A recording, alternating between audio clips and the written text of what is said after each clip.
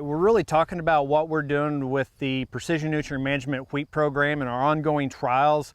The direction we have right now is historically we've looked at spatial and temporal precision ag, meaning changing nitrogen by space and time.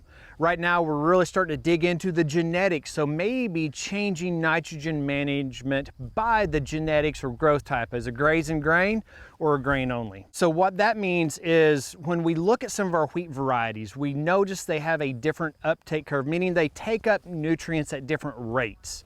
And also we look at our grazing types versus our grain only. They produce tillers differently, so that means their nutrient demands are different, and maybe the timing. So we're looking at maybe the timing of nitrogen for the crop changing on whether you're doing a dual purpose type for grain, which I think we should delay nitrogen, which helps us with tiller management, or a grain only, which may need more nitrogen up front to produce the biomass it needs to take to grain. So we're evaluating that right here, where we're looking at a lot of different companies, a lot of varieties from different companies, looking at fertilizing them all early, where all the nitrogen is applied at planting or before green up, or all the nitrogen applied at jointing, and we're trying to evaluate the differences. Yeah, we've never looked at the genetic aspect of nitrogen management. We've always just done, all my work in the past is I'm growing whatever cultivar is best for Lahoma, whatever cultivar is best for Perkins.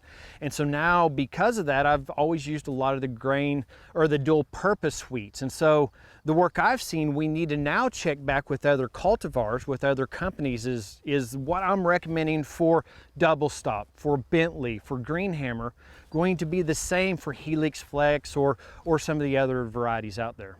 So we don't really see the strategy yet. In fact, this year was probably the worst year for our goal to establish this, where we have right next to me, there's plots that receive nitrogen at jointing or at hollow stem. Well, at that point in time, we didn't have rain for 2 to 3 months. And so historically, that was a great application timing, except for this year.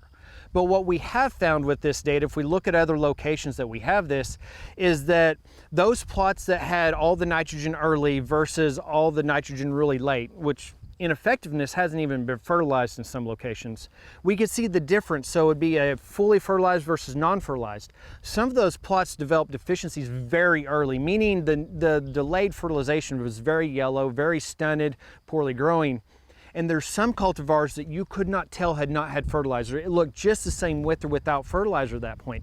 So we're starting to separate out which those might be better at either obtaining nitrogen or utilizing the nitrogen they obtain. The ultimate goal is, if we discover differences or preferences in how different wheat types want nitrogen, the ultimate goal is so that we can let farmers know when, how, and where to put fertilizer for different growing types. It won't be by cultivar. We don't have the efforts to do that, but it might be graze and grain should be fertilized this way to maximize yield and maximize nutrient efficiency and optimize quality.